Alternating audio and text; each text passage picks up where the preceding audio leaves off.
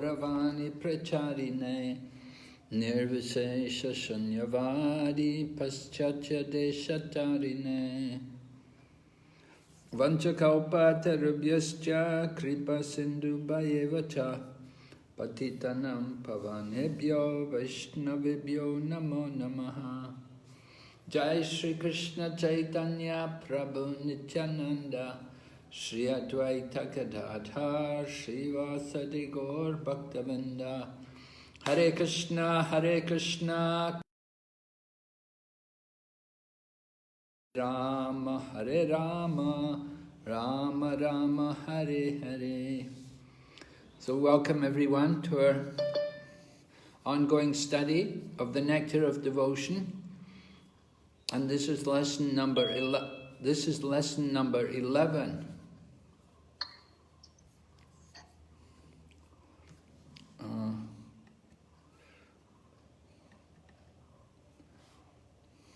There's the 6 Goswamis. You can see how the Babaji dress is. All very pure souls.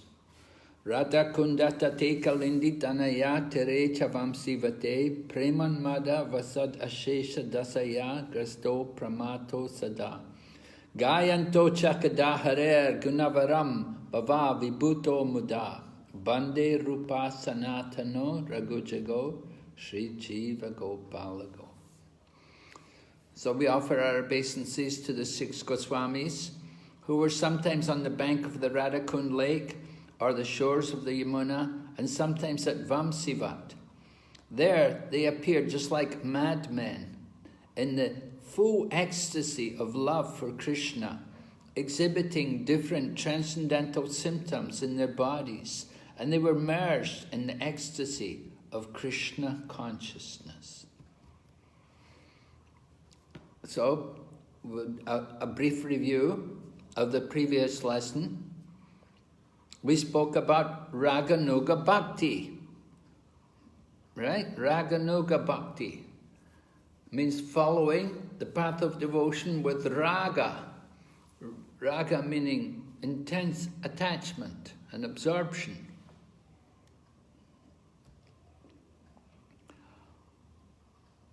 And we spoke about what should be our attitude to ISKCON. Siddha Pranali. And we said Siddha Pranali is not accepted by the Gaudiya Vaishnavas, and we don't encourage any ISKCON devotees to go into Siddha Pranali. It's not the process for realizing your spiritual identity. You want to know your spiritual identity, Krishna will reveal it in course of time. It's not that you go to a guru and pay some money and he'll tell you. That's not the process. But that is what Siddha Pranali is. So to do Raganuga Bhakti, certain things are required. One thing which is required is that you should be at the stage of Nishtha. You should have passed through Anartha Nivritti. You should have removed the Anarthas from the heart. You have to be really fixed in your Krishna consciousness. And you've gone through Anartha Nivritti and you've come to the stage of Nishtha and Ruchi. Then you can think about doing Raganuga Bhakti. Otherwise it's not recommended at all. And then we spoke also about the appropriate attitude for ISKCON members towards the practice of Raganuga Bhakti. We said you can do it if you have the permission from your guru. You should have blessings from your spiritual master that he approves you as being qualified to go into Raganuga Bhakti. But it doesn't mean you give up. It doesn't mean you give up service. It means you take on more service. You do more chanting, more hearing, more service. So that is the proper attitude. And you keep doing the other service. If you're doing Sankirtan and preaching, you keep doing that. You don't have to go and live in Vrindavan. You can stay wherever you are and chant and do Raganuga Bhakti there. You don't have to go to Vrindavan. You can go to Vrindavan, but it's not necessary. All right, and we're going to have this tomorrow. We're going to have this role play. One person is meditating on starting the practice of Raganuga Bhakti due to his perception that he has come to the appropriate platform based upon his understanding of the required qualifications. He thus seeks confirmation from an advanced devotee before beginning. What was the qualification required for Raganuga Bhakti? Bhaktavatsala? Bhaktavatsala Nrsinga Prabhu, what is the qualification to take up Raganuga Bhakti? I think free from anarthas, anartha nivritti. Yes, you must have gone through anartha nivritti. You must have come to a higher stage, nishta, where you're very fixed. All right? And so then the partner is acting as a senior devotee, will mentor him. And they will discuss several topics, including anartha nivritti, intensity of greed, sadhana, importance of conditioning to offer substantial service to Prabhupada's mission, etc. All right? So we'll see a couple of devotees perform this. And here's one of your memorization verses. Sitala Mataji. Chen? Yes, Maharaj. Atashi Krishna Namade Nabhave Gram Yanindraya Seva Mukhi Jivada Svayam Eva Spurat Yada. Because Krishna's form, quality, past tense, etc. are all on the absolute platform. Material senses cannot therefore appreciate.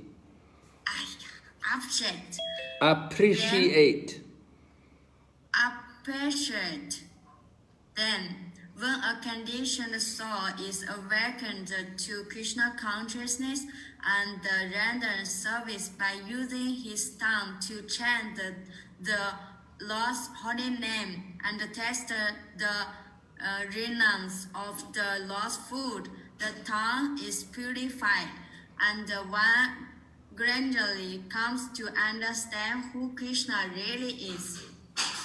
Good. Okay, so that's one of your memorization verses, I think.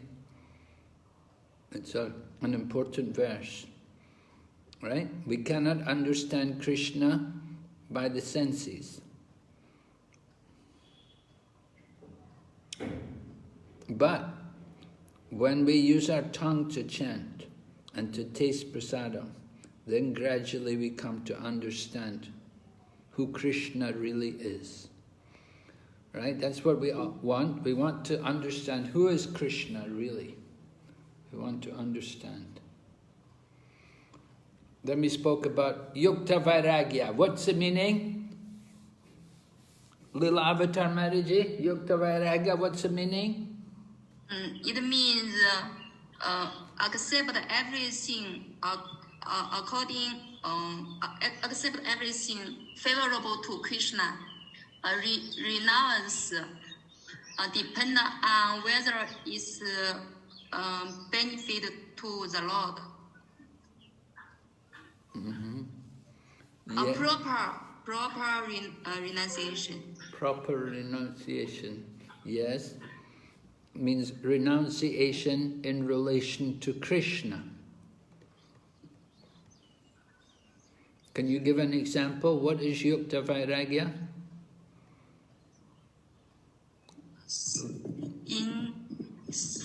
Sorry, I didn't catch you. I want you to give an example of Yukta Vairagya. Okay.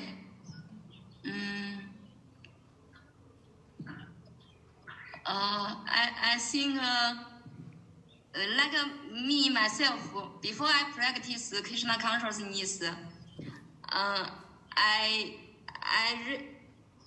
don't I rarely eat any food like some of the Buddhists. But after practicing Krishna consciousness, I eat pasada 2 times a day.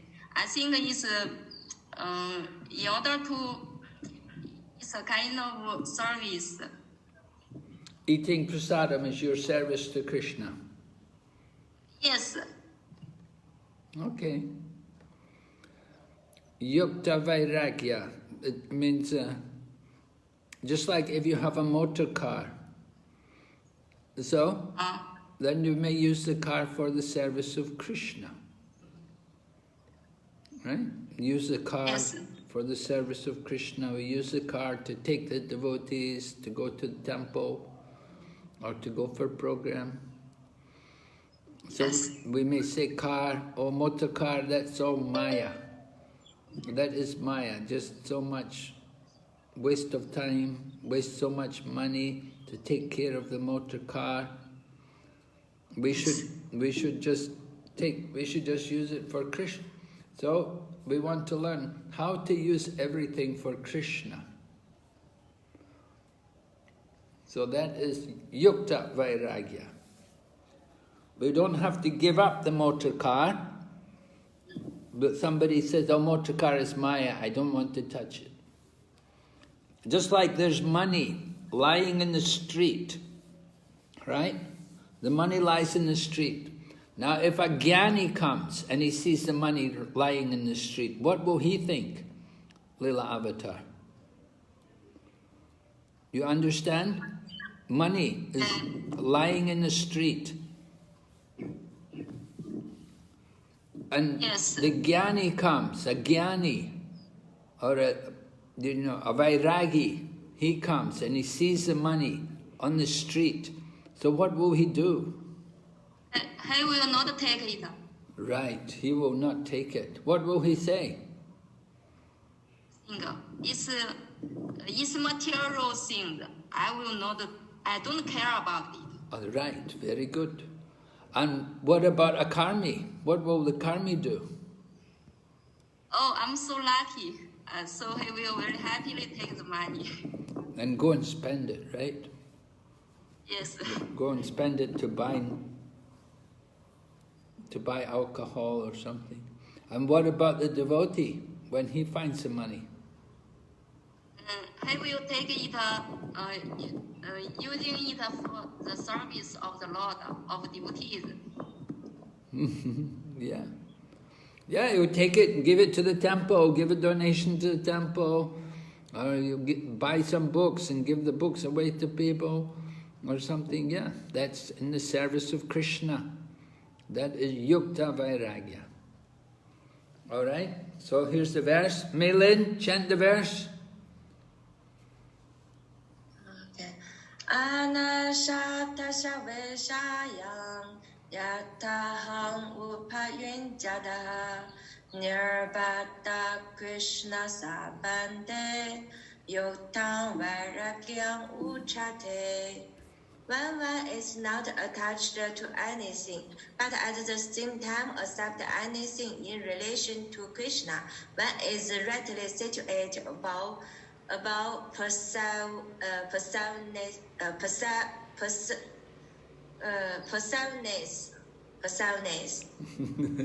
Yeah, it's a big word, huh? Possessiveness. Possessiveness.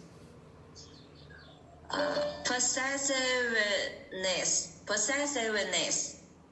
Okay, good.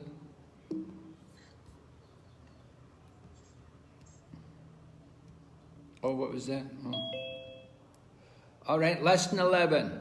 We're looking at now chapters 17 to 19, entitled Love of God. Love of God means prema bhakti. 17 to 19. So we begin with the definition of sadhana bhakti. Sadhana bhakti.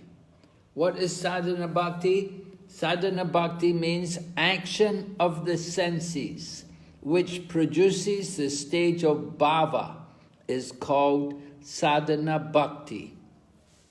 Right? If you're asked for the definition of sadhana bhakti, you should say that. Action of the senses, which produces the stage of bhava, is called sadhana bhakti. Then what is bhava bhakti? Please read the first paragraph of Nectar of Devotion, chapter 17. Sudarshan Prabhu, can you do that? Chapter 17, the first paragraph. Yes, Maharaj.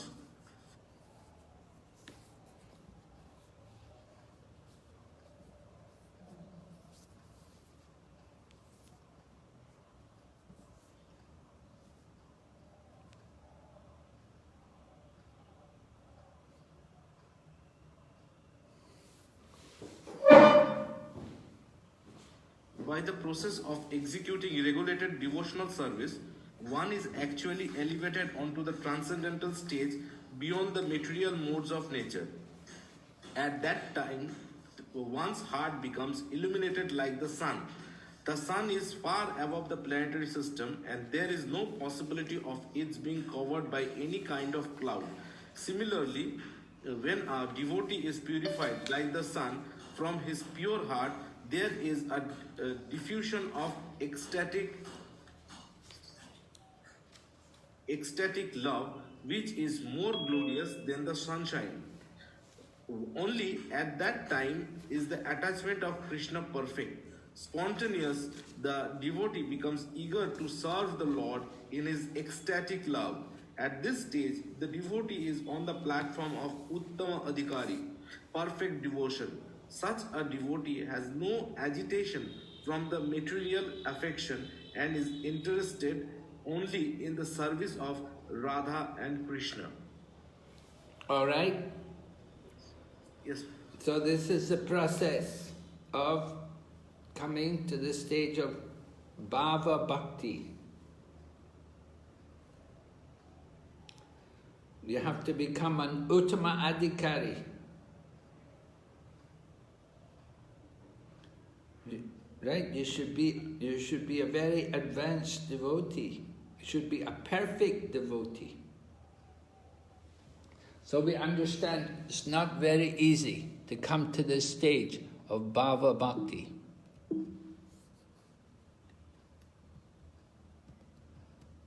Okay, here's the verse. When devotional service is situated on the transcendental platform of pure goodness, it is like a ray of the sunlight of love for Krishna. At such a time, devotional service causes the heart to be softened by various tastes, and it is called bhava, emotion. Bhava, probably we put here emotion, but sometimes we say ecstasy. Bhava is also known as ecstasy. So devotional service means the platform of pure goodness, Shuddha Sattva. Shuddha Sattva Vishesh Atma. You can see the verse. So Shuddha Sattva means pure goodness, above even the mode of goodness. It's pure goodness. And it is like a ray of the sunlight of love for Krishna. It's just one ray of the sunlight. So at that time, then the devotional service causes the heart to be softened. The heart becomes soft. When sometimes, if you do renunciation, if you're a vairagi or a jnani, you have a lot of knowledge or a lot of renunciation. will your heart become soft? Vibhu Chaitanya? If I have a lot of gyan and a lot of renunciation, will it make my heart soft? No, Maharaj, it will not guarantee it.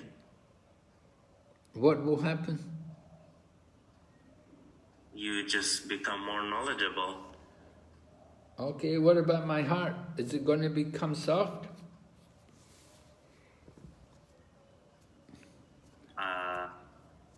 Not necessarily. What's going to happen to my heart? That I'm not sure about. Is it going to clean my heart?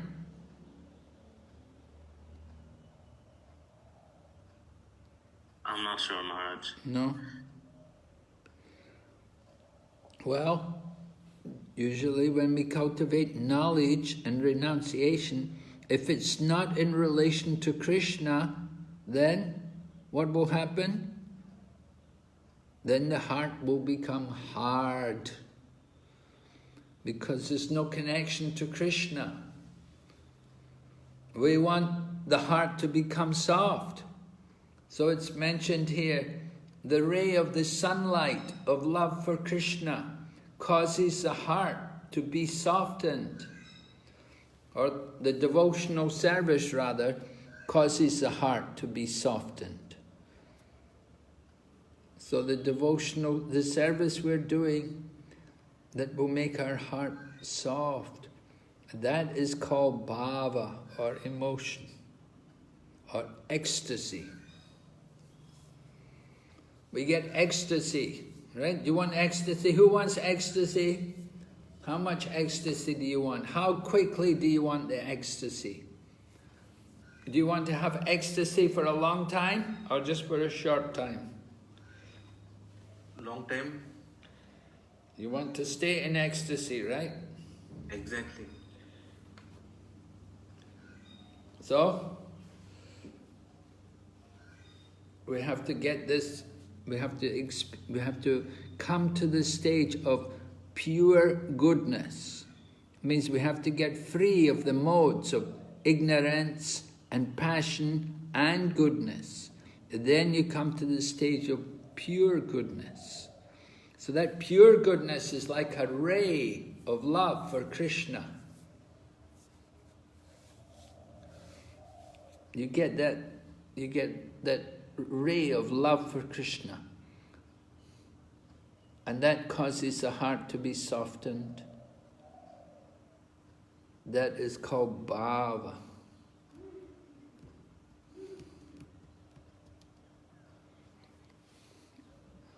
So, Srila Prabhupada, this is Bhanu Swami's translation from the Bhakti Rasamrita Sindhu.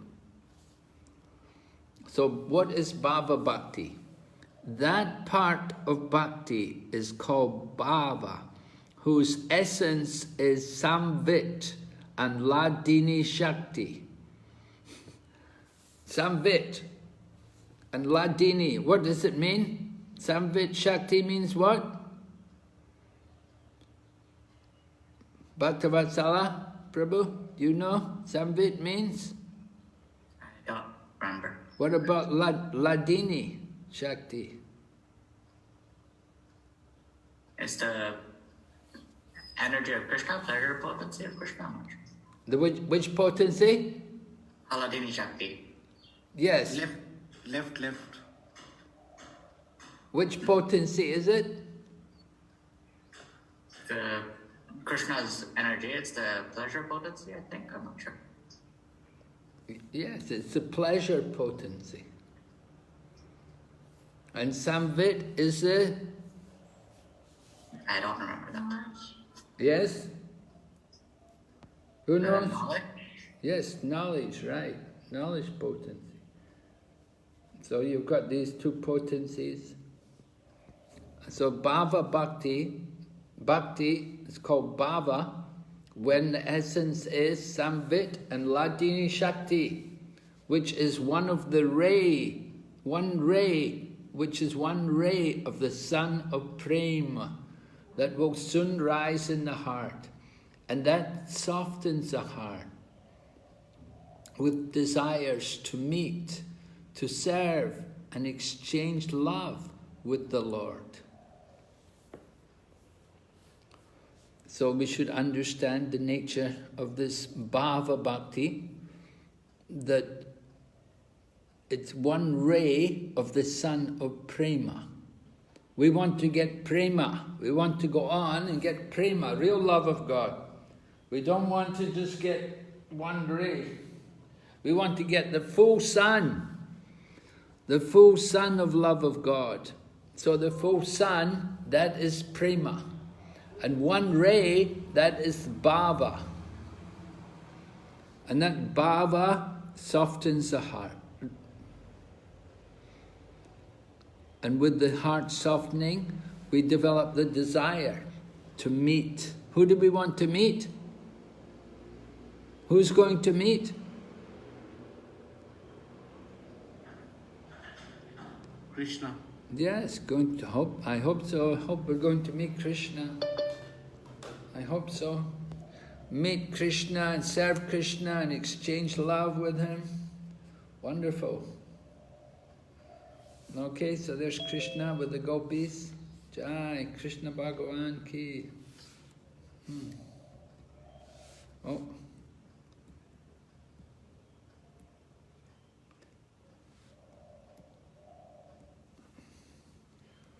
Okay. All right, who's going to read? Sudarshan Prabhu, can you read this? Yes, Maharaj. Bhava Bhakti Swarupa Lakshana Shuddha Svatva Visheshatma. It, Bhava, is the stage in which Shuddha Sattva enters the devotee's heart. When a person eagerly wants to serve the Lord, the Shuddha Sattva potency may enter his heart through the mercy of a pure devotee. When Shuddha Sattva touches the heart, it energizes the seed of prema lying dormant and causes it to sprout ankura. Consequently, Srila Rupa Goswami describes bhava as premankura, the first sprout of prema. Bhava is prema, but in preliminary budding state. This is also indicated by the term prema suryamsu, a ray of sun of prema. Bhava is the sun ray. Prema is the sun itself. The sun and the sun rays are qualitatively non-different, but there is a distinction in the quantitative intensity. Bhava is the onset of prema, as dawn is the onset of the day.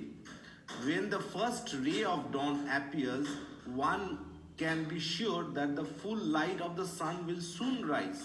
Similarly, when one achieves bhava, the full light of prema will manifest very quickly. Waves of Devotion, pages 130 to 131. All right, thank you, Prabhu. So we're hearing about Bhava Bhakti Swarupa Lakshana. What does it mean, Swarupa Lakshana? Who knows the meaning? Vibhu Chaitanya Prabhu, do you know? No, Maharaj, I do not know the meaning. Bhaktavasal, do you know Prabhu? No. What about Bhakta Elias? No, I do not. You don't remember? We had this before, Swarupa Lakshana. We covered, remember? There was Tatastha Lakshana and Swarupa Lakshana.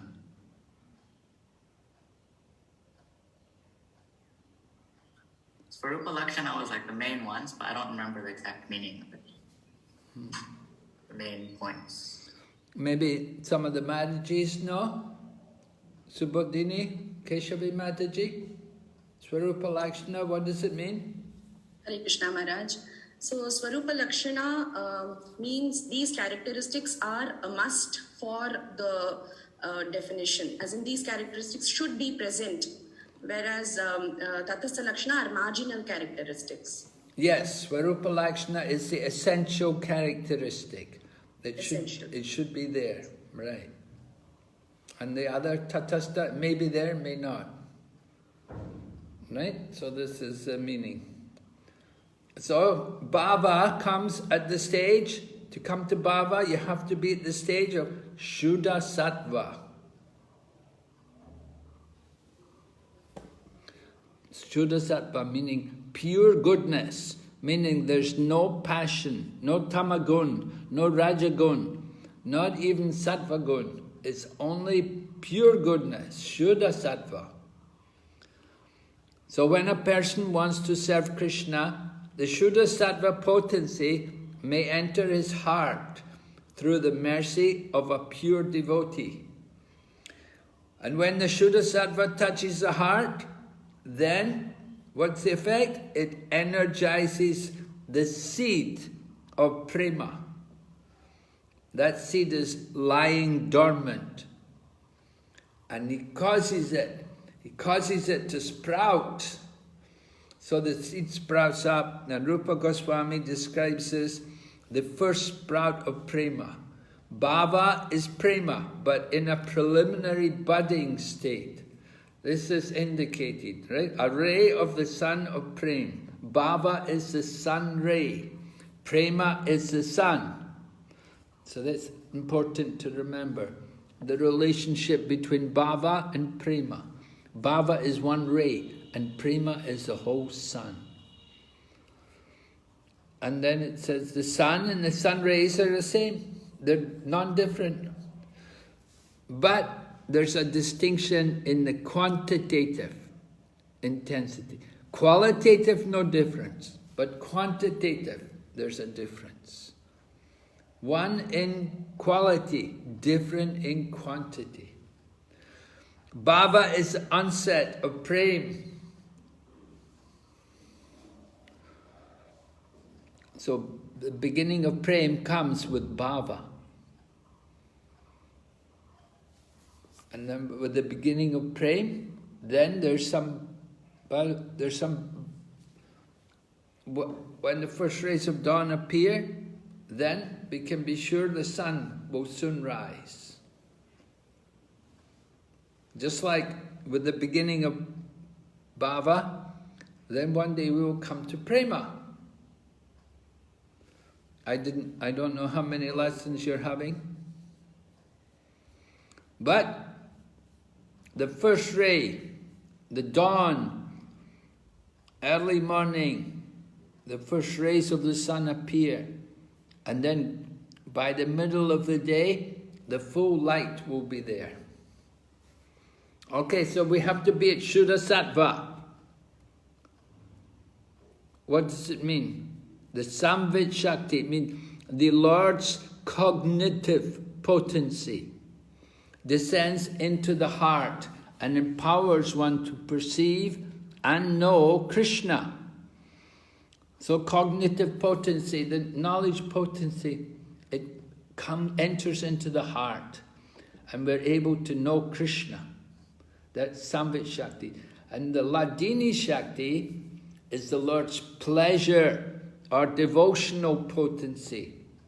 And it also comes into the devotee's heart and empowers him to manifest love of Godhead, to manifest the full goal of life, Krishna Prema, by the mercy of Ladini Shakti. Ladini Shakti is personified by who? Srimati Radharani. Yeah. Yes, right, Radharani, right, thank you. All right, who would like to read for us? Will I continue? Let somebody else read. Maraji can read. Narayani, are you there? Narayani? No? She was there earlier, but I think she got disconnected. She had some internet issues, so she kept logging off and on. She is not here right now, Maharaj. Can I read, Maharaj? Okay. Bhava Bhakti's Swarupa Lakshana, Shuddha Sattva. The combination of Samvit and Hladini is called Shuddha Sattva. When one is in contact with Shuddha Sattva, one simultaneously feels nourishment, pushti, and satisfaction, tushti. The samvit potency nourishes one by cognition of Krishna, and the hladini potency satisfies one by devotion for Krishna. Dhanurdhar Swami's notes on waves of devotion. All right, so what is Shuddha Sattva? It's described, it's a combination of the samvit and the hladini potency. And when we are in contact with that Shuddha Sattva, or pure goodness, then we feel nourishment, which is called pushti, and satisfaction. Just like when we're eating, we feel nourishment and satisfaction one after another. So the same way, the samvit potency nourishes us by giving us cognition or understanding of Krishna. And the hladini potency satisfies us by giving us devotion for Krishna. So two effects. One is giving knowledge and the other is giving devotion. The mood of devotion. All right, we were speaking there about Bhava Bhakti's Swarupa Lakshana. Now we're speaking about Bhava Bhakti's Tatastha Lakshana. Right? Tatastha Lakshana means sometimes there, not every time. So one point is Chitta Mashraya. Mashrinya. Chitta Masrinya. Anyway, the effect is, it softens the heart. Somebody read?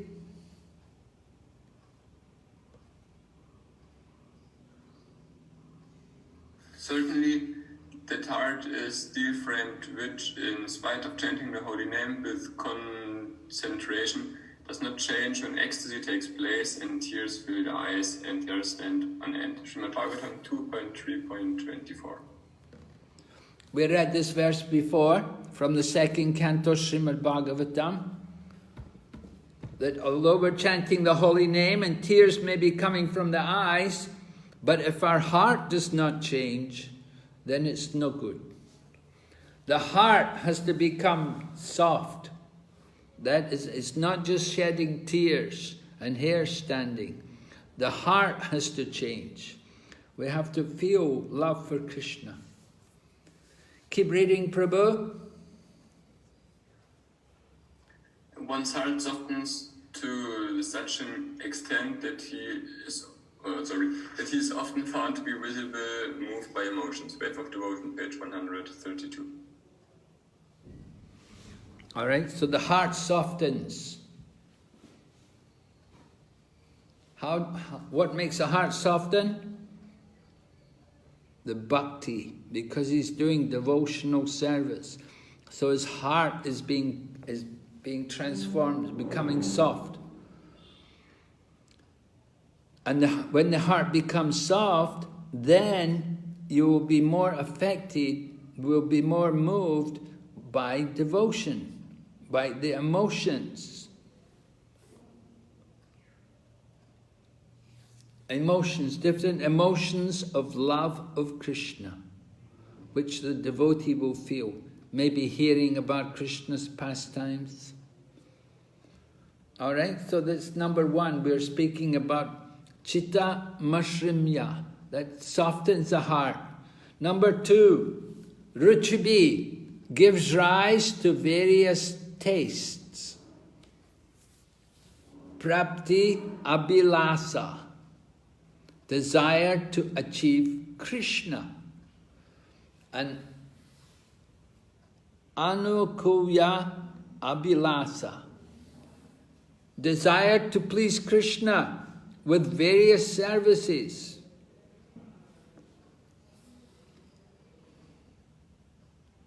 And then next one.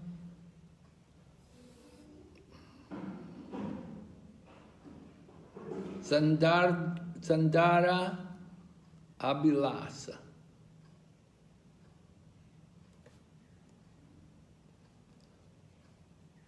Okay, so here's the three of them together. We're speaking about the tatastha, the marginal characteristics of Bhava Bhakti.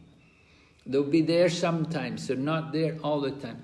Ruchi gives rise to taste, and then we get different tastes. There's a desire to achieve Krishna, desire to please Krishna, and the desire to be close at heart with Krishna.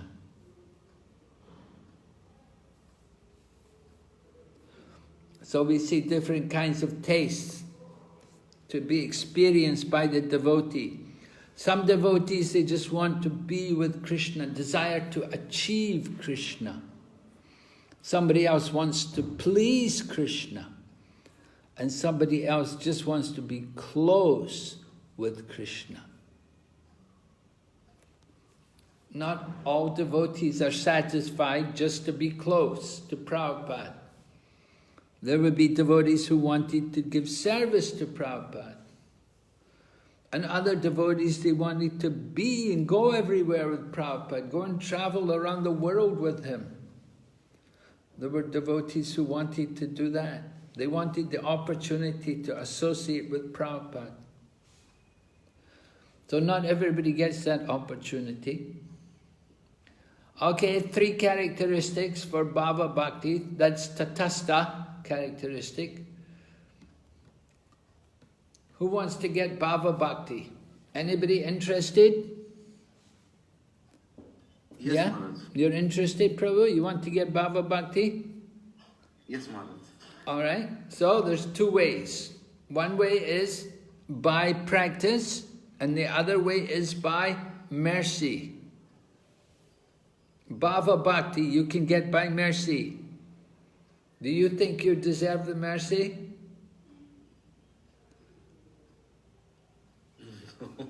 You don't think so? I don't think so.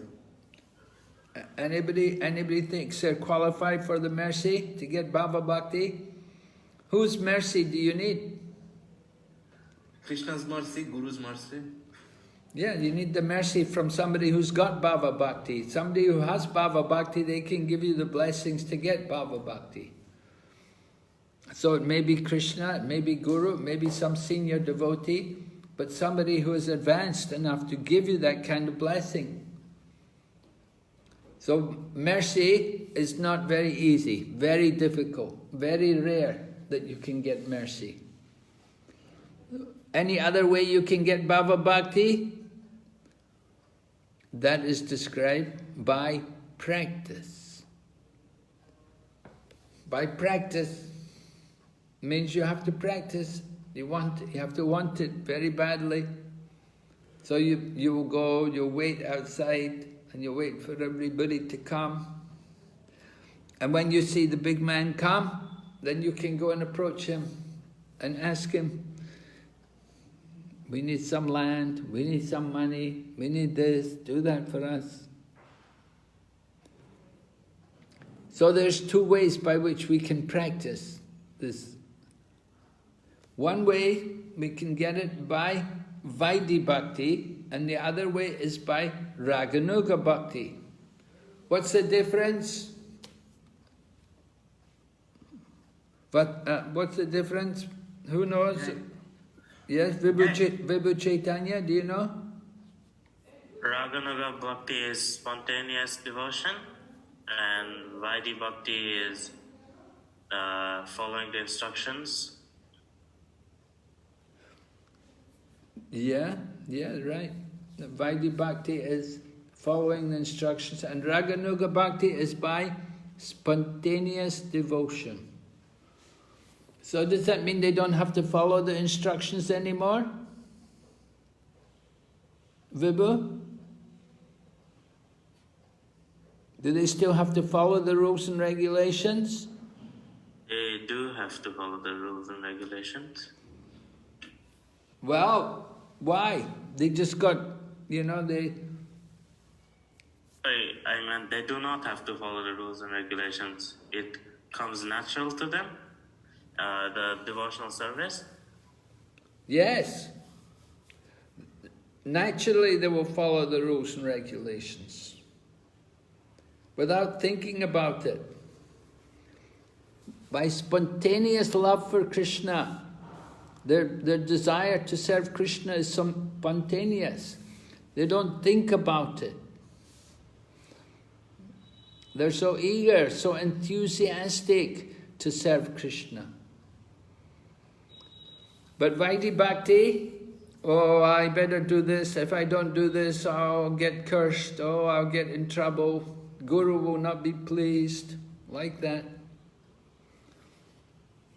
So to come to Bhava Bhakti, there's two ways. One is by mercy and one is by practice. And by practice there are two ways. Practice means either Vaidhi Bhakti or Raganuga Bhakti. Alright? What is that? Something to be read here.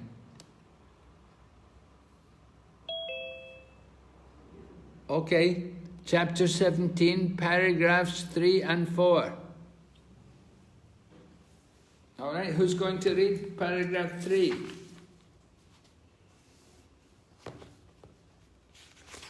Yes? Let's hear Sanjay. May I ask a small question? Oh yes, you have a question? Yes?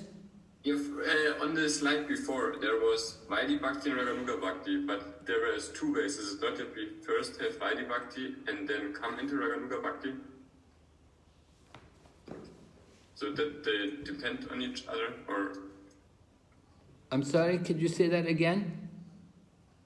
Is it not that we first have Vaidhi Bhakti and then Raganuga Bhakti? And is it not are two separate ways that it is actually one way, but first Vaidhi and then Raganuga?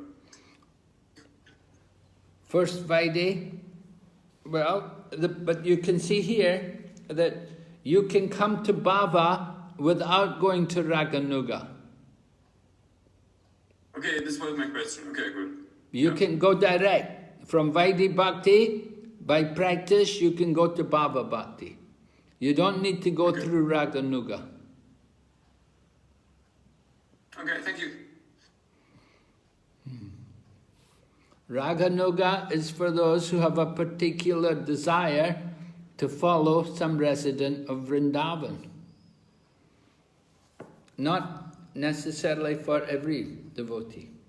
So you can go to Bhava directly, without going through Raganuga, from Vaidhi Bhakti. Thank you, Prabhu. It's a good point. You brought that up. Bring it to everyone's attention. Alright, chapter 17, paragraph 3. Who's going to read? Sanjay Mataji. Are you there? Sanjay, Hare Krishna. Shobhamai Mataji, is she there? I don't see her, Maharaj. Okay. She's not. Is the other lady there then? Narayani Mataji was here, but again I think she got disconnected. Narayani Mataji just messaged me. She is having internet issues, not being able to connect. Always getting disconnected. Oh. Okay. So, who's going to read then? Vibhu Chaitanya Prabhu, can you read for us? Okay. Third paragraph. Elevation to this stage of ecstasy can be possible in two ways. One way is by constant association with pure devotees. The other way is by the special mercy of Krishna, or by the mercy of a pure devotee of Krishna. Elevation to the ecstatic stage of life is generally attained through association with pure devotees, while elevation to that stage by special mercy of Krishna or his devotees is very rare. The purport is that one should execute devotional service rigidly in the association of devotees, so that there will be certainty in raising oneself to the ecstatic position. In special cases, of course, there is special favor from Krishna, and although we should always expect that, we should not sit idly and simply wait for Krishna's special mercy. The regular duties must be performed. It is just as when sometimes it is found that a person who never attended school or college may be recognized as a great scholar, or an honorary degree from great universities may be offered to him. But this does not mean that one should avoid school and expect to automatically receive an honorary degree from some university.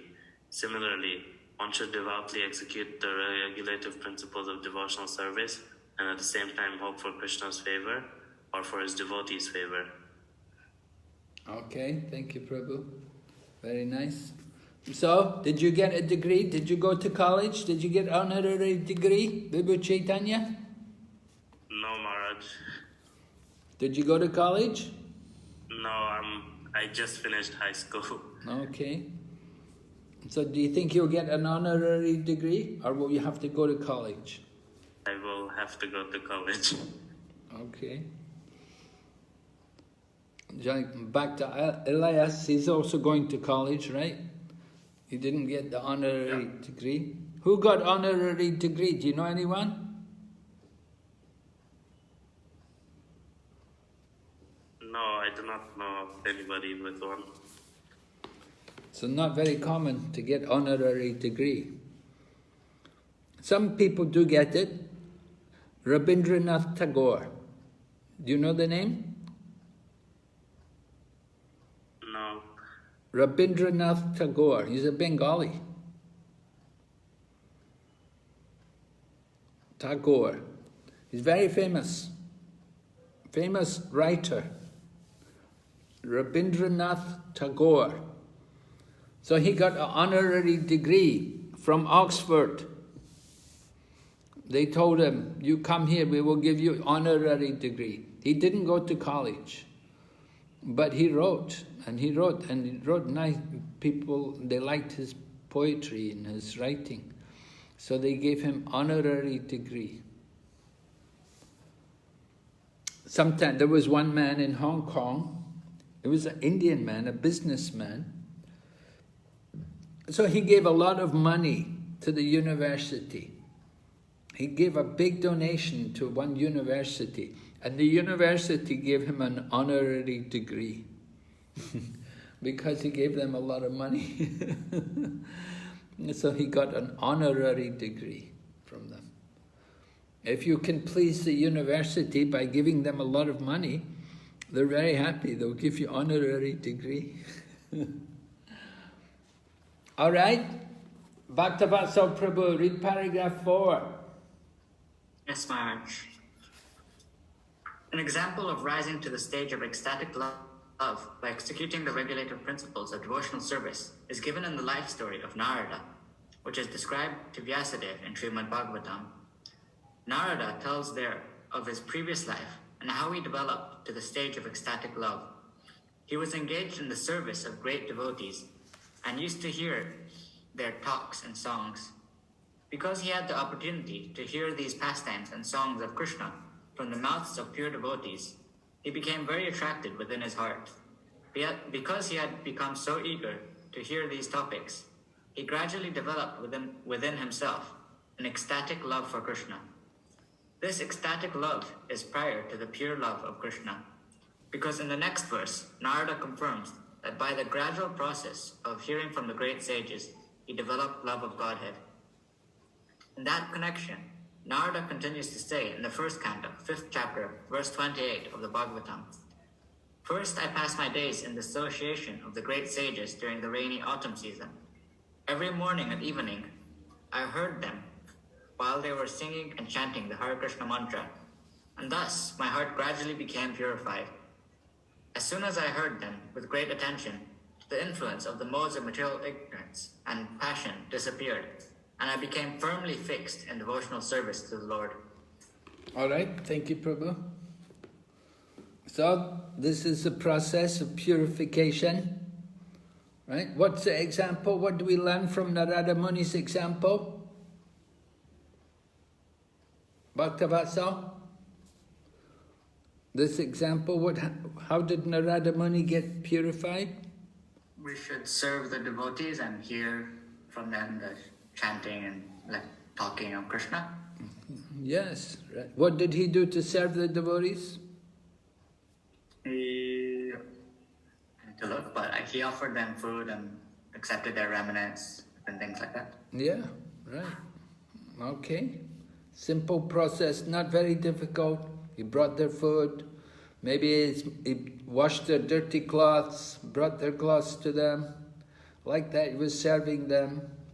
And they were blessing him. They gave blessings to him.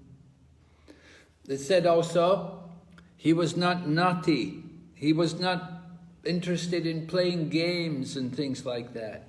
He was a good, serious young boy. And so they blessed him. They gave him their blessings.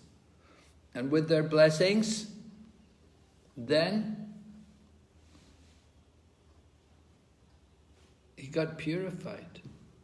And he awakened love of God. Of course, with their blessings, he lost his mother, and he was free from all family affection, and he could go and wander everywhere. And he went and wandered the world. He saw all different kinds of places. And then he fixed his mind on the Lord, and he awakened love of God. So very nice. So Bhava Bhakti, achieving Bhava Bhakti. Yes, Shashikant Prabhu, read. Yes, Maharaj. Achieving Bhava Bhakti. Srila Prabhupada uses the term association with pure devotees, synonymously with executing the practice of devotional service. A pure devotee has no business other than hearing and chanting about Krishna. Therefore, association with a pure devotee automatically implies practicing devotional service. Babes of Devotion, page 132, 133. Right. You get association with pure devotees. They're not going to play games with you. You're not going to go for a cricket match. It's going to be devotional service. Right? Hearing and chanting about Krishna is our only business, nothing else. This is the meaning of association. Sometimes people think, oh, we had some association, we were talking about the weather, we were talking about the television programs, we were talking about the family and the children and their school homework, and oh, that's not association. Association with devotees means hearing and chanting about Krishna. That is the real meaning of association. You can see all the devotees there. What are they all doing?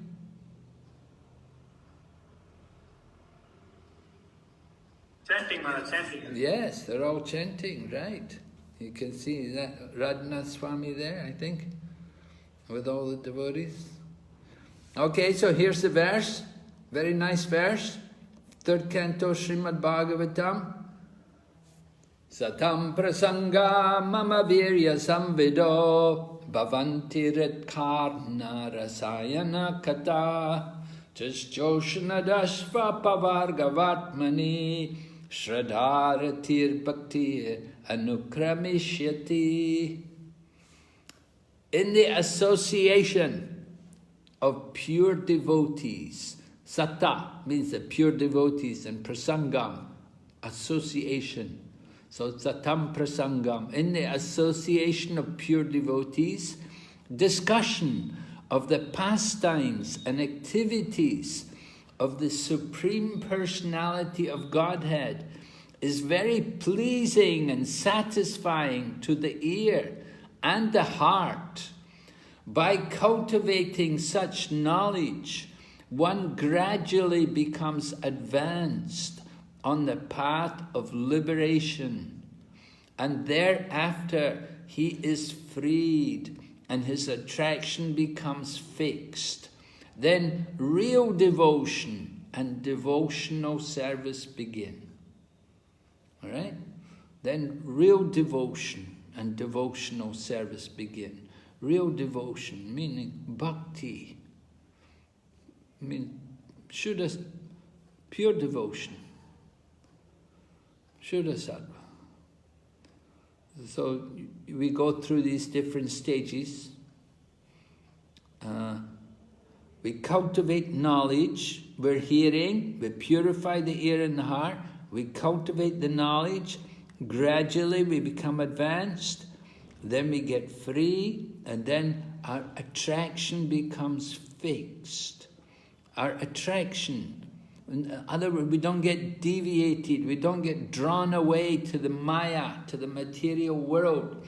We become fixed. Then real devotion and devotional service begin. This is Lord Kapila's instruction to his mother, Devahuti. He's telling his mother what she needs to do to become advanced. Right? All right, now we're going to read more from Prabhupada, chapter 17, paragraphs 8 to 11. All right, paragraph 8 to 11. 1, 2, 3, 4, 5, 6, 7, 8. Right? Is it in the Narada Purana? In the Padma Purana, I think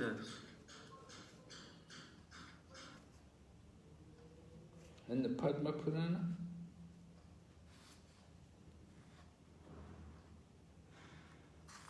Paragraph 8. Single it begins from sometimes, however. Oh, okay. Yes, Maharaj. In Naradiya Puran. Yes, Maharaj. Okay, go ahead. Right, Maharaj? Oh, go ahead. Shaki, can't you read? Sometimes, however. Sometimes, however, it is found that without undergoing any devotional process, one all of a sudden develops devotion for Lord Krishna. This sudden development of devotional attitude in a person must be understood as a special mercy of Krishna or of his devotee. This apparently accidental development of ecstatic feeling through the causeless mercy of Krishna can be divided into three groups: simply by speaking, simply by glancing, and simply by good wishes. Go ahead. In the Naradiya Puran, there is a statement about development of ecstatic love simply by speaking. Lord Krishna said to Narada, "O best of the Brahmanas, I wish that you may develop unalloyed devotional service to me, which is full of transcendental bliss and all auspiciousness." Keep reading. In the Skanda Purana, there is a statement about developing ecstatic love toward Krishna simply by glancing. It is stated there, when the inhabitants of Changal province saw the personality of Godhead Krishna, they were so stricken with feeling that they could not withdraw their glance from him. Keep going. As far as heartfelt wishes are concerned, there is a statement in the Sukha Samhita where Narada tells Sri Vyasadeva, "You have a son who is the greatest devotee of the personality of Godhead, and I can observe that without any following of the regulative principles of the devotional service, he is already enriched with many of the symptoms achieved by execution of devotional service after many, many births." Yes. One more paragraph. As for ecstatic love for Krishna, there is a statement in 7th canto, 4th chapter, verse 36 of Srimad Bhagavatam, in which Narada addresses King Yudhishthira, "My dear king, it is very difficult to describe the character of Prahlad. He developed a natural attraction for Krishna, and whatever I can explain about his character will simply be an arrangement of words. His actual character is impossible to describe." This means that Narada himself admitted that the natural development of Prahlada's ecstatic love was by the grace of Lord Krishna. Okay, thank you, Prabhu.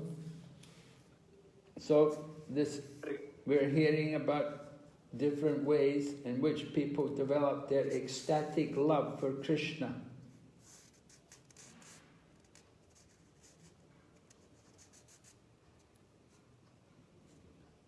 And the first one, actually, we didn't read in the Padma Purana, there is a story of a neophyte devotee who, in order to raise herself to the ecstatic platform, danced all night to invoke the Lord's grace upon her. So that's an example. A neophyte devotee, somehow they came to the platform of Bhava Bhakti. They came to the ecstatic platform, means Bhava Bhakti. Wow, that's very quick. She was a neophyte devotee, but she danced all night and she got ecstatic love for Krishna. So, if you like to get ecstatic love, you can try it. You can dance all night and see. There are different ways to develop ecstatic love. Okay, here you can see diagrammatically how to come to Bhava Bhakti. Well, one way is by practice, and the other way is by mercy. By mercy. And we've shown that in order to come to Bhava Bhakti, there has to be good wishes somehow. Who got Bhava Bhakti by mercy? Who was the example who came to Bhava Bhakti by mercy? Prahlad Maharaj. Yeah. Prahlad Maharaj. Anybody else?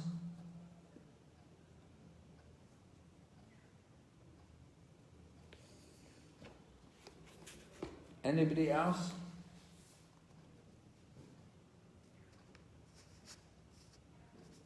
Narada Muni. The son of Vyas. I thought the son of Vyas, right. Is and it? Also the inhabitants of Jangala province. What's the story about that? I don't understand. The story about the inhabitants of Jangala province?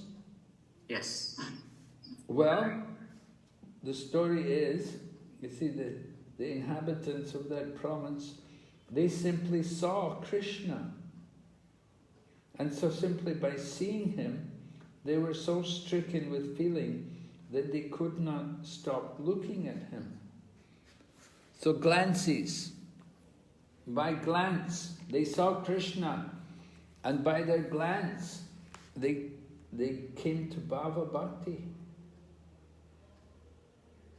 The inhabitants of Jangala province, I think they're like tribal people, like Aborigine people, you see? But they saw Krishna, they didn't have any real interaction with Krishna. They simply saw him. And they came to the stage of love of God. It's so wonderful. All right? And Prahlad Maharaj is given as an example also. It said, that was mentioned about Prahlad Maharaj, that he developed a natural attraction for Krishna, and whatever I can explain about his character will simply be an arrangement of words. His actual character is impossible to describe. So Prahlad Maharaj had natural development of love of God by the grace of Lord Krishna. So he had the grace of Krishna. They didn't know how he got so much love of God. Must have been by the grace of Krishna. And similarly, it's also, isn't it also mentioned about Sukadeva Goswami?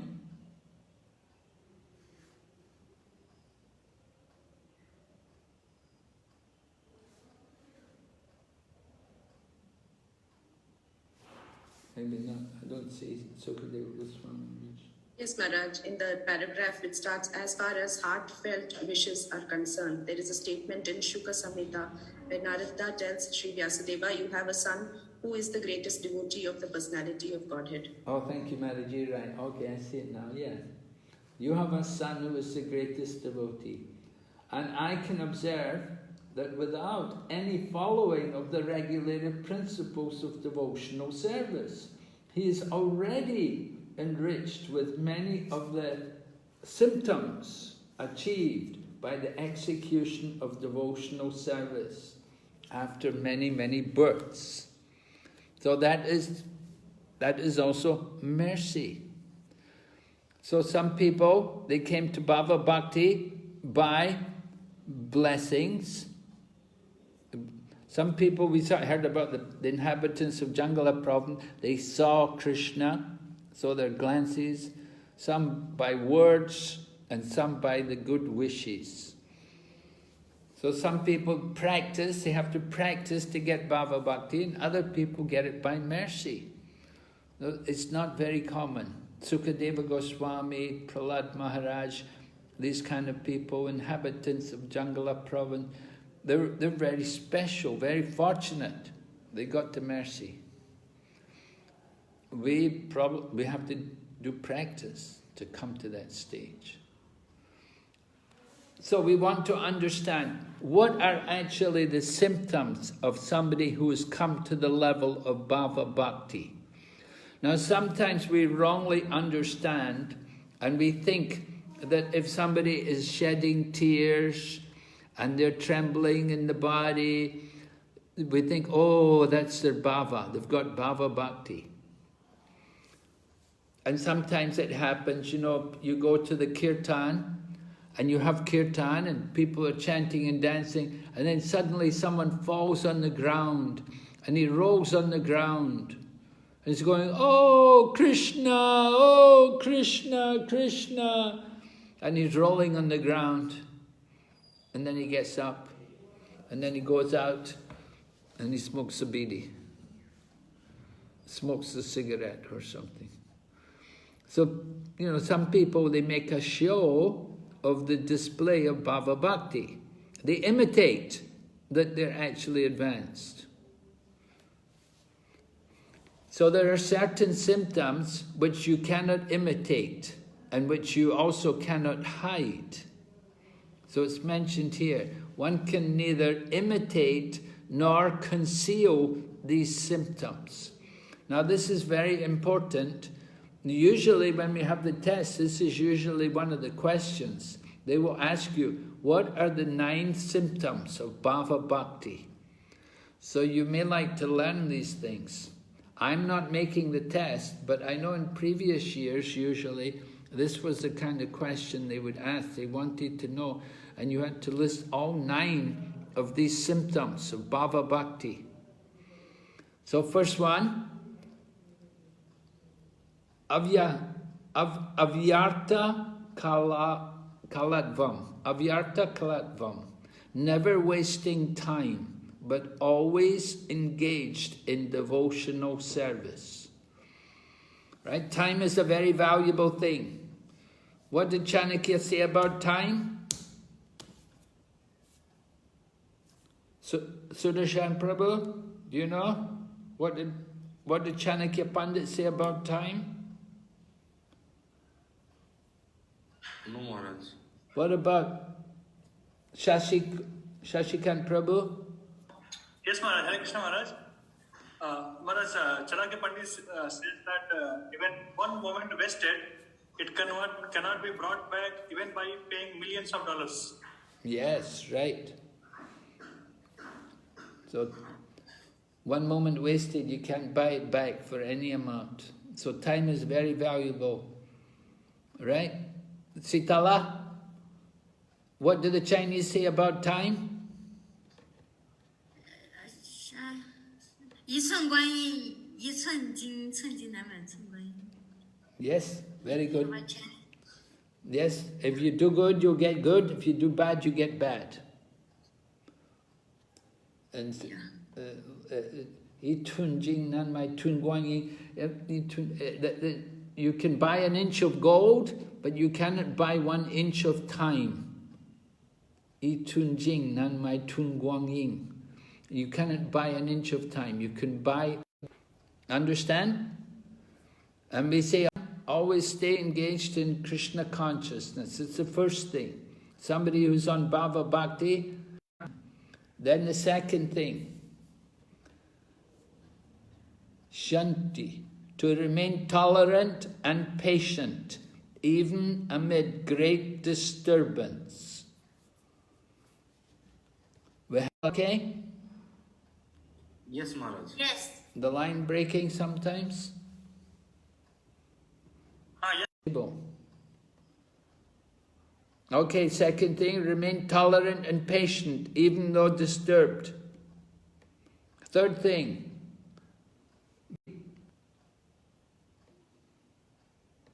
indifferent to objects of sense.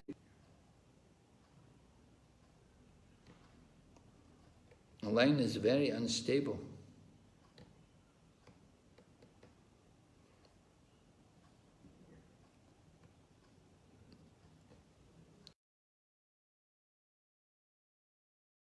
Who can read this for us?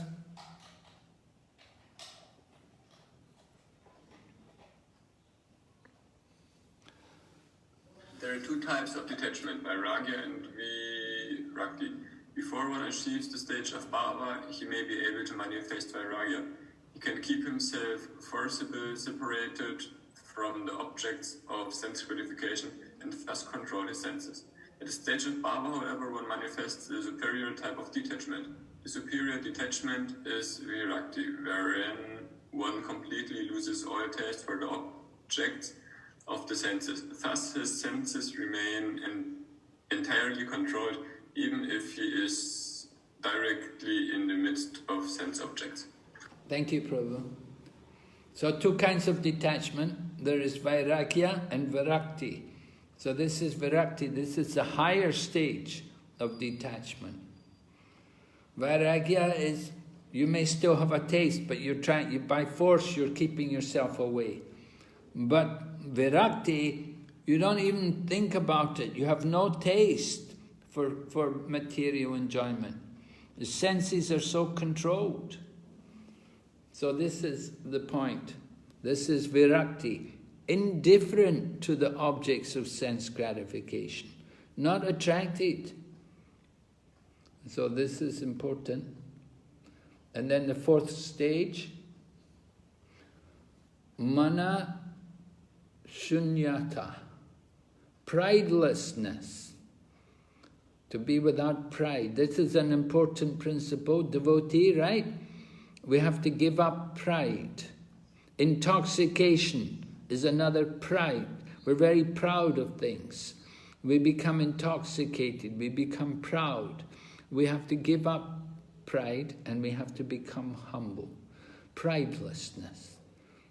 So very important. We cannot chant the holy name properly so long as we're proud. So giving up pride. And then number 5, asabandha, firm faith that Krishna will deliver one to the highest perfection, even though one feels low and utterly unqualified to achieve it on his own. So ashabandha, faith that Krishna will bring us. We feel we have no qualification ourselves, but we're depending on Krishna to deliver us to the perfection. Then number 6, samutkanta, eagerness for achieving pure, loving service. We have to have that eagerness. We want to become pure. That's important also. We have to have that kind of enthusiasm to come to that stage of pure devotion. Number 7, namagani sadaruchi, constant attraction to chanting Hare Krishna. Right? We should be always chanting Hare Krishna. Number 8, asaktis tad ganakyane, addiction to glorifying Krishna's qualities. Addicted to glorifying Krishna's qualities. This is a very nice addiction. right? You always want to be thinking, talking about Krishna. So we should have that addiction. And then number 9, pritistad vasati stale, attachment for living in the Dham. Haribo.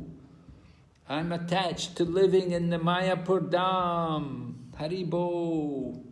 I want to live in the holy Dham, Vrindavan Dham.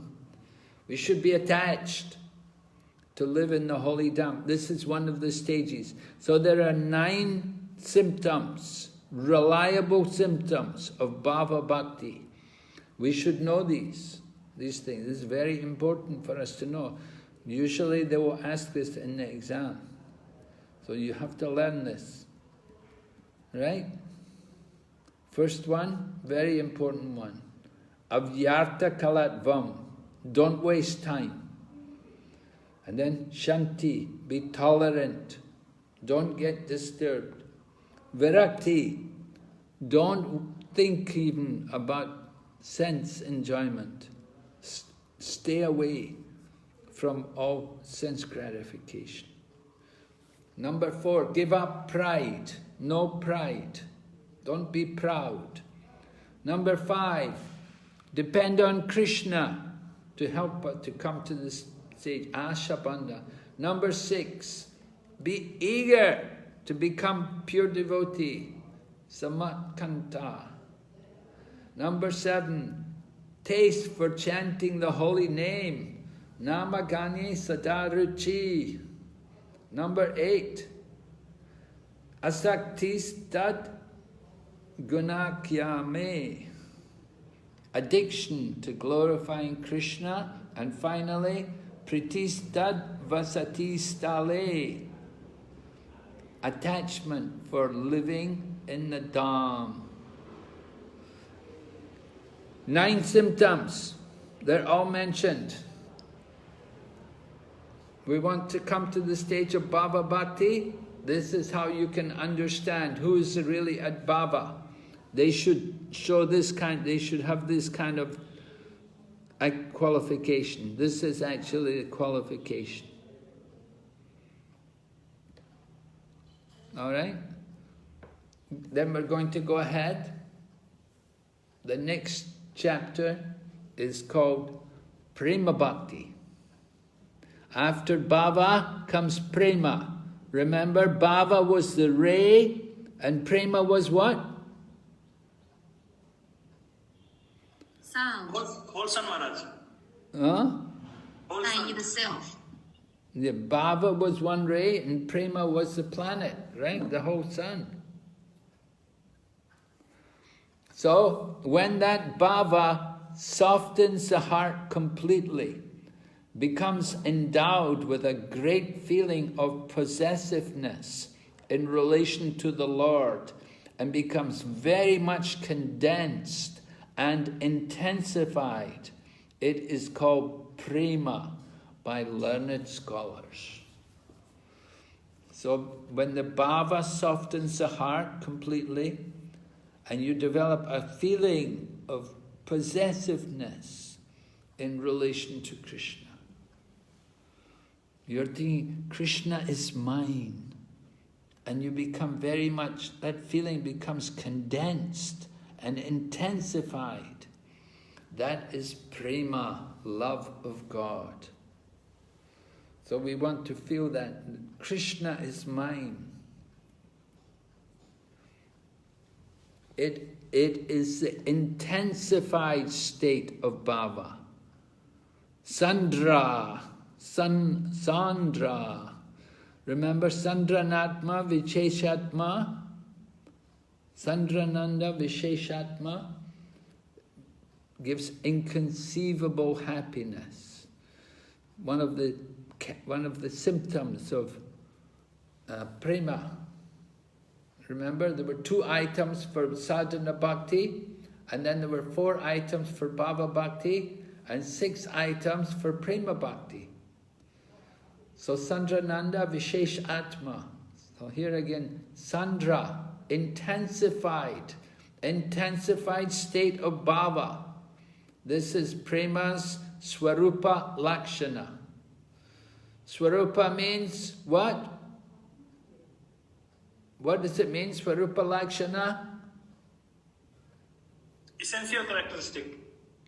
The essential characteristic, okay. And here's the Tatastha. Tatastha Lakshana. What does it mean, Tatastha Lakshana? Yes? What does it mean? Marginal characteristics. Marginal characteristic, yeah. And here you can see, so that the essential characteristic was that it intensifies the state of bhava. And the marginal characteristic, it softens the heart.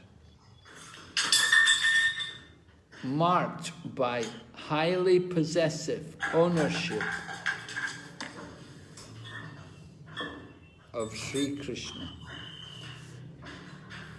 All right, someone can read this for me?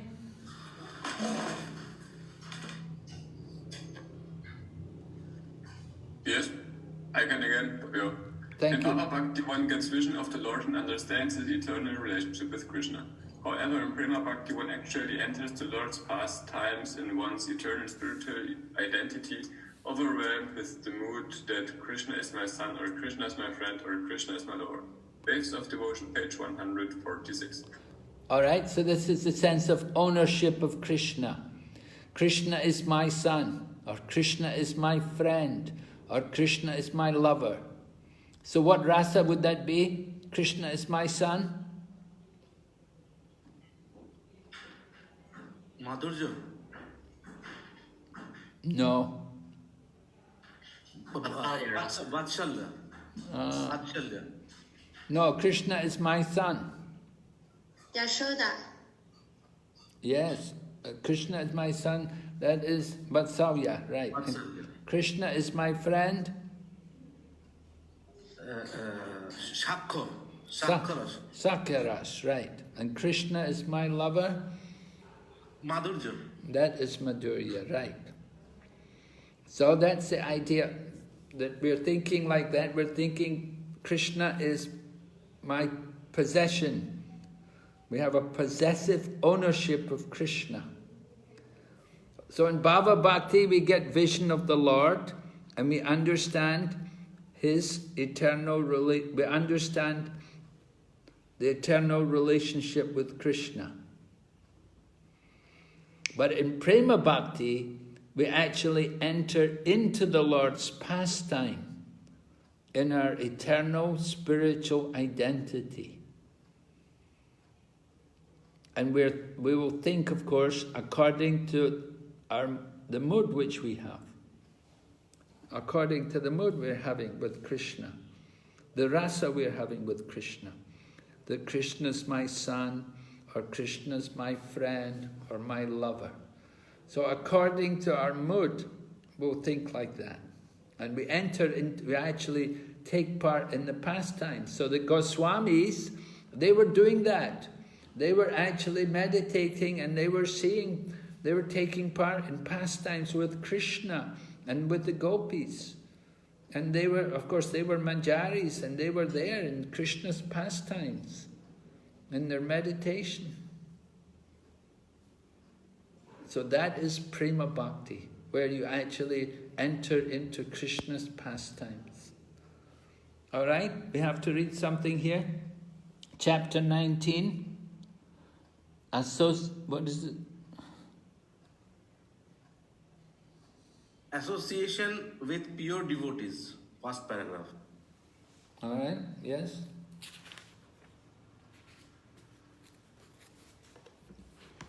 Yeah, if you look at the first paragraph of chapter 18, you'll see the 9 symptoms of Bhava Bhakti.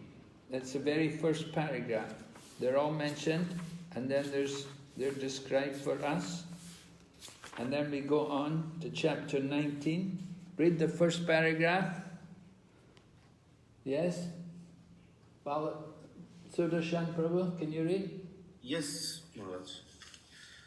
When one's desire to love Krishna is in one's particular relationship becomes intensified, this is known as pure love of Godhead. In the beginning, a devotee is engaged in regulative principles of devotional service by the order of his spiritual master. When one thereby becomes completely purified of all material contamination, there develops an attachment and taste for devotional service. This taste and attachment, when gradually intensified in the course of time, becomes love. The word love can be actually applied only in relationship with the personality of Godhead. In the material world, love is not applicable at all. What goes on under the name of love is the material world is nothing but lust. There is a gulf of difference between love and lust, like difference between gold and iron. In the Narada Panchatra, it is clearly stated that when lust is completely transferred to the Supreme Godhead and the concept of kinship is completely reposed in Him, such is accepted as pure love of God by great authorities like Bhishma, Prahlada, Uddhava and Narada. Yes, right. Okay. So, Hare Krishna, Maharaj. yes? Maharaj, I think this first paragraph we were supposed to read under the heading Association with Pure Devotees. Sorry? We were supposed to read first paragraph under the heading Association with Pure Devotees. What chapter? Same chapter. Huh? 19. Well, we just read chapter. Yes. I just read the first paragraph. It will be in the subhead of Association with Pure Devotees. Okay. So shall I read it once again, Maharaj? Where is that subheading? Association of Pure? There is one heading, Maharaj. Yeah. Oh, I see. Okay. Yes. Okay, go then. Read that. Although many different processes of developing love of Godhead have been explained so far, Srila Rupa Goswami now gives us a general description of how one can best achieve such a high position. The beginning of ecstatic love of Godhead is basically faith. There are many societies and associations of pure devotees, and if someone with just a little bit faith begins to associate with such societies, his advancement to pure devotional service is rapid. The influence of pure devotee is such that if someone comes to associate with him with a little faith, one gets the chance of hearing about the Lord from the authoritative scriptures like Bhagavad Gita and Srimad Bhagavatam. Thus, by the mercy of the Lord, who is situated in everyone's heart, one gradually develops his faith in the description of such authoritative scriptures.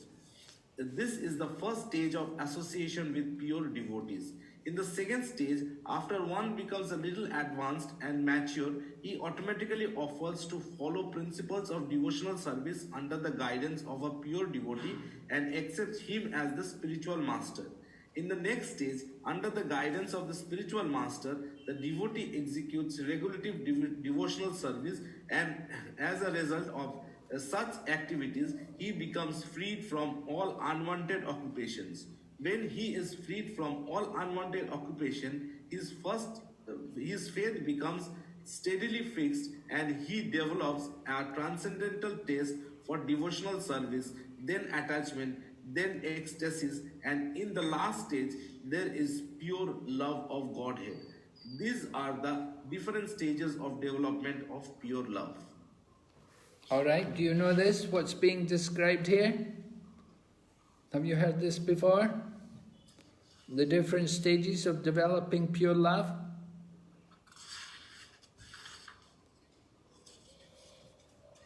Anyway, let's take it bit by bit and we'll come back to it.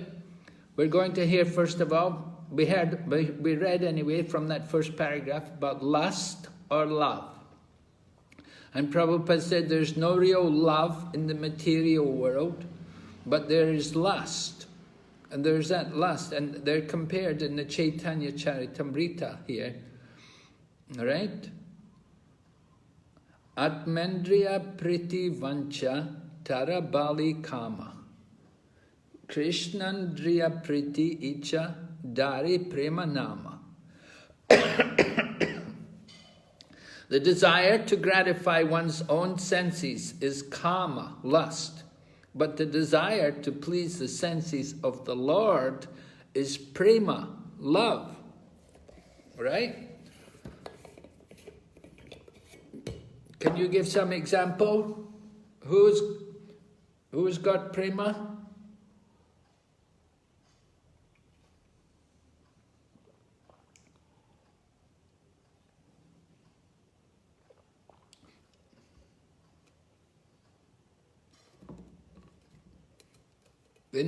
We have it in Krishna Lila. We see different devotees.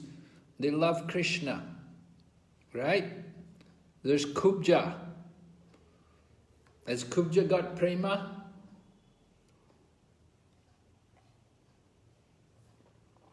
Hare Krishna, are you there? Yes, Maharaj. Yes, Maharaj. Okay. Have you all heard the Kubja? You know who Kubja is, right? Yeah. So did Kubja have prema or kama?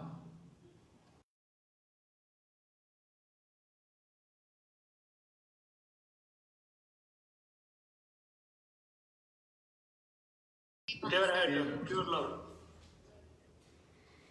Gopis have pure love, right? Yes, Maharaj. So, there's a difference. The love of Kubja was like iron, but the love of the gopis was like gold. So kama and prema. Material world is kama, all lust. People want to satisfy their senses. But prema is to please the senses of Krishna. So the gopis, their only desire was to please Krishna. They didn't think about their own sense gratification. So that's the first point. And then we read about the process of devotional service and how it actually begins, right? Right? So it begins with Shraddha, right? You have to, in the beginning, one has to have some faith. Actually, even before faith, although it shows here faith, even before faith, what do you need to get faith? Where do you get the faith from?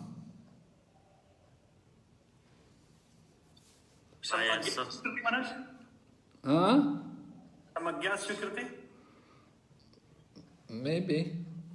Association with pure devotee. Yes, I think you need to get. If you get the association with pure devotees, it can give you some shraddha. So adau shraddha. You have some faith. It brings us to the temple, or it brings us to the devotee, to the program, and you take an interest in devotional service. You have a little faith. Somebody shows you the beads, they tell you how to chant, and you start chanting, you do it. And somebody tells you have to read this book, and you get a book and you start reading it, Bhagavad Gita or something.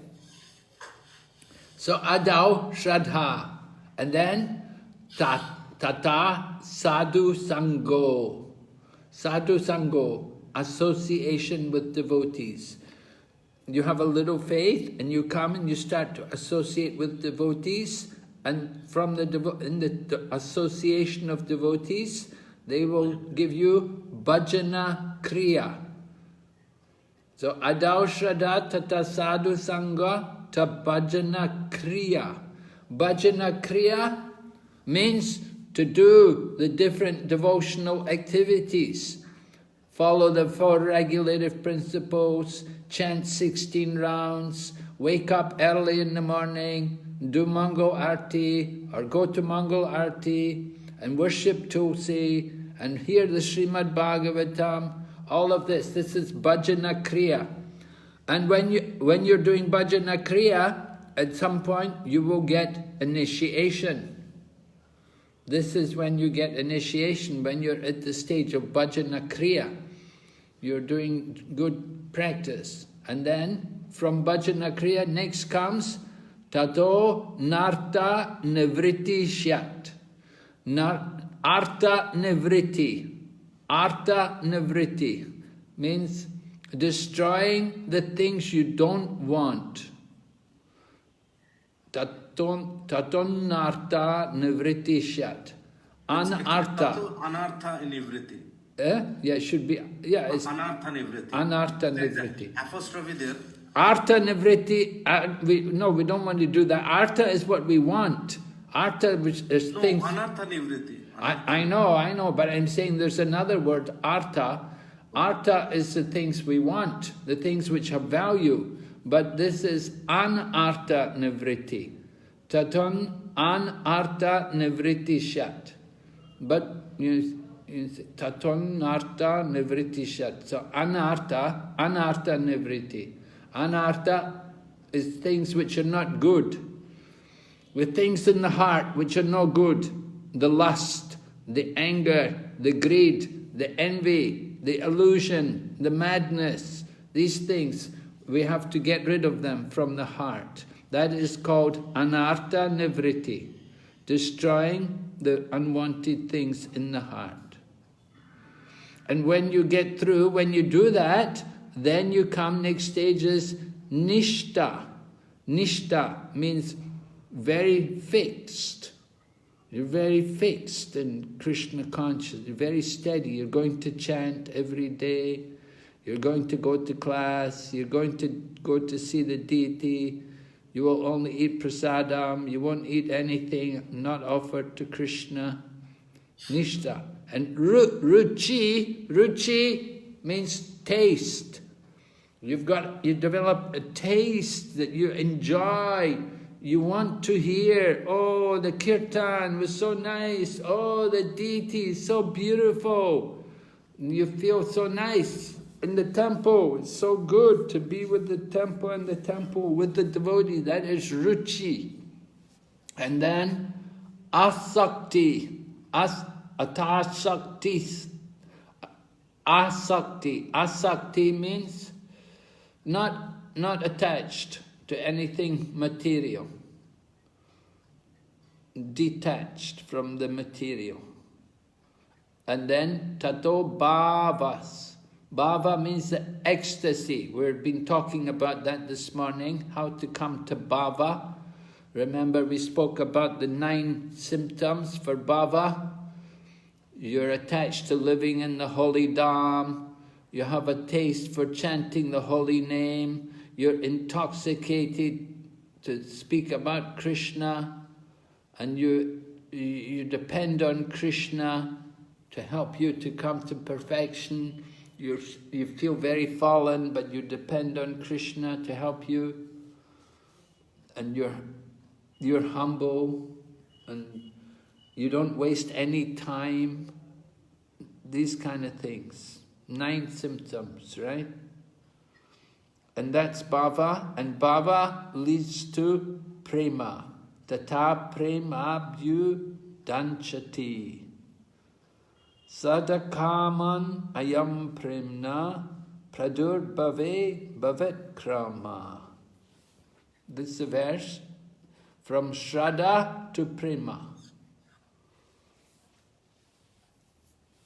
This is also important to know. We'll often come across this verse with the different things. In the beginning, there must be faith. Then one becomes interested to associate with pure devotees. Thereafter, one is initiated by the spiritual master and executes the regulative principles under his order. So that is at the stage of bhajana kriya. Then one is freed from all unwanted habits. This is anartha nivritti. and becomes firmly fixed in devotional service, nishtha. Thereafter, one develops taste, ruchi, and attachment. Attachment to the spiritual, attachment to devotional service, asaktis. Not attached to the material, you're just attached to the spiritual. This is the way of sadhana bhakti, the execution of devotional service according to regulative principles. Gradually, emotions intensify, and finally, there is an awakening of love.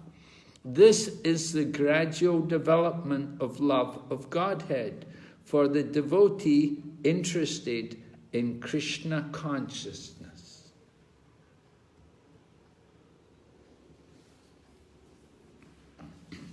By devotional service only is one elevated to the transcendental planet, Goloka Vrindavan. And there also, there is only devotional service. For the activities of devotional service, both in this world and in the spiritual world, are one and the same. Devotional service does not change. The example of a mango can be given here. If one gets an unripe mango, it is still a mango. But when it is ripe, it remains the same mango, but it has become more tasteful and relishable. Similarly, there is devotional service performed according to the direction of the spiritual master and the injunction and regulative principles of Shastra. And there is devotional service in the spiritual world, rendered directly in association with the Supreme Personality of Godhead. But they are both the same. There is no change. The difference is that one stage is unripe and the other is ripe and more relishable. Srimad Bhagavatam, 4th canto, 9th chapter, text 21 or 11, purport.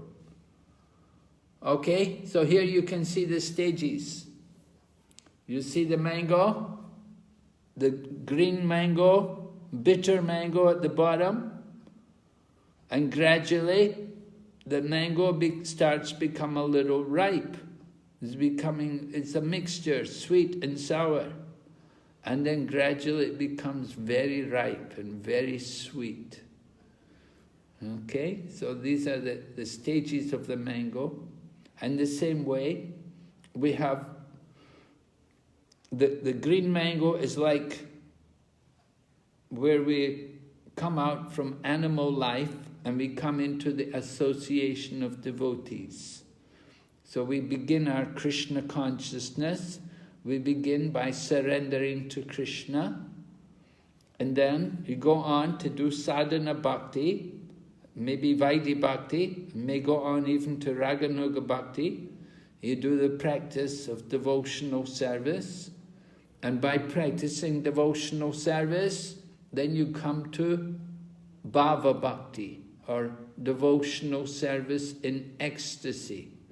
And from bhava bhakti, you can go on to prema bhakti, or pure love of God. That's like the fully ripened mango. So you would want to come to the stage of the ripe mango, right? So 3 stages of devotional service: practice, and then ecstasy, then love of God. Here you can see. On the right side, we'll put in the different levels of devotion. On the bottom, Shraddha, or faith. And then Sadhu Sangha, association with the devotees. Then Bhajana Kriya, where we're performing devotional service according to the rules and regulations. Then Anartha Nivritti, the removal of the dirty things of the heart, and then Nishta, become fixed, Ruchi, develop taste, Asakti, attachment, Bhava Bhakti, ecstasy, and Prema Bhakti, love of God. So these different stages are all compared to the mango, right?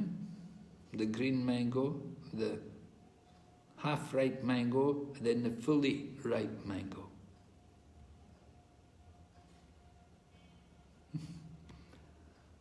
From Shraddha to Prema.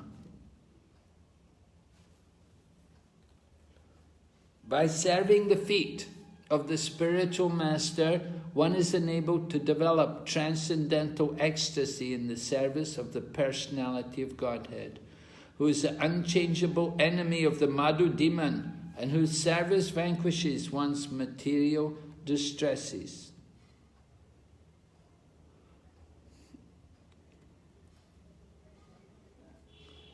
From the purport. The association of a bona fide spiritual master, like the great sage Maitreya, can be of absolute help in achieving transcendental attachment for the direct service of the Lord. Srimad Bhagavatam, 3rd Canto, Chapter 7, Text 19. So this verse is spoken about Vidura. He had initially approached Uddhava, and then Uddhava told him, you should go to Maitreya, because Vidura was an old man and Uddhava was a young man, and Uddhava thought it's not proper that he should become the guru for an old man. So he said, you go to Maitreya, who's your age, and he can guide you, because Maitreya also had been given instruction directly from Krishna. So he said, you go and hear from Maitreya. So mentioned here, to get the association of a great sage like Maitreya, it helps so much to get the attachment for the service of Krishna. Right? So, serving the spiritual master. Then we're enabled to develop ecstasy in the service of the personality of Godhead. We can develop that bhava.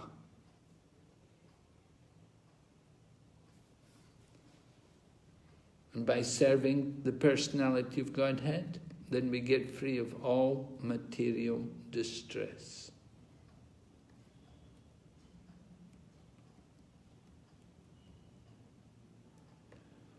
All right, so what did we do today?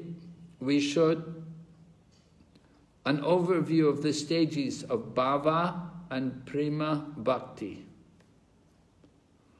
How do we get to bhava? Who remembers? How do we come to bhava? By mercy or by acting? I don't know the word now. By glance, by speech, and by good wishes. Just mercy.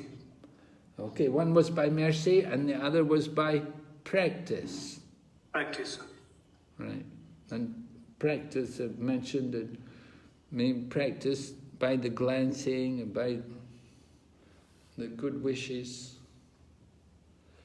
by words. And how do we come from bhava to prema? By mercy, only by mercy. Yeah, by mercy. So we saw the progression from Shraddha to Prema Bhakti. Shraddha to Prema. Shraddha meaning faith, all the way up to Prema. All right, so here's the concluding quote. The example is given that on the full moon there are many spots which may appear to be pockmarks. Still, the illumination spread by the full moon cannot be checked. Similarly, a little fault in the midst of volumes of devotional service is not at all to be counted as a fault. Attachment for Krishna is transcendental bliss. Amid unlimited volumes of transcendental bliss, a spot of some material defect cannot act in any way. Chapter 18, last paragraph. So Srila Prabhupada is describing to us that there may be some fault there in the devotional service, but if there's attachment for Krishna, that is the main thing. The devotional service, it may not be perfect, there may be some faults, but if one is strongly attached to Krishna, then there's no fault. Amid unlimited volumes, a little material defect cannot act in any way. So you may have some fault, but if you're attached to Krishna, that's the most important thing. And that will take you back home, back to Godhead. All right, are there any questions? Hare Krishna Maharaj. Yes? Maharaj, regarding this pastime of Narad Muni, and you beautifully mentioned, Maharaj, that how he was qualified candidate to receive the mercy of this Bhaktivedantas because he was very serious. He was not taking interest in games and all these things. So Maharaj, this caused kind of debate, you can say, among some of us, some of the devotees, because we see that now in our schools, especially in Mayapur, we have Smith International School, and even Gurukul also, I think the sports is being encouraged, Maharaj. Because nowadays children are very active, whatever you can say. Because of that, the games are being encouraged, I think. So Maharaj, what is the view? With what view it is being encouraged? Well, with caution, you say, it's not every child who will like these things. Mm-hmm. Different children have different natures. So some children, they have that nature, they want that physical enjoyment, they like this competitive thing, they want to compete, they want to be the best and do these kind of, they look for that kind of thing. Not every child, however, has that kind of nature. And there are other children who will be much more Brahminical and who are inclined to Brahminical culture. And they will be more inclined to study and to read, and they'll do more like cleaning work, and they'll be engaged in practical service. Some other children, they're a different nature. They just they enjoy playing around and like that. What can we say? That's children's nature. Yeah. Some children, not every child. Of course, you can see now, you go there. Even if you go to the traditional Gurukula, I saw now they've put up some goalposts, and they have like a football field there for the children in the traditional Gurukula, So it's not quite the mood, that in which they originally started the Gurukula. Oh. It seems this is and a few years back it was more, they were doing martial arts. They had the teacher come from Australia even, and he was teaching them out how to do kung fu and martial arts. Well, okay, that's something cultural, But because the point is, not everybody's a Brahmana.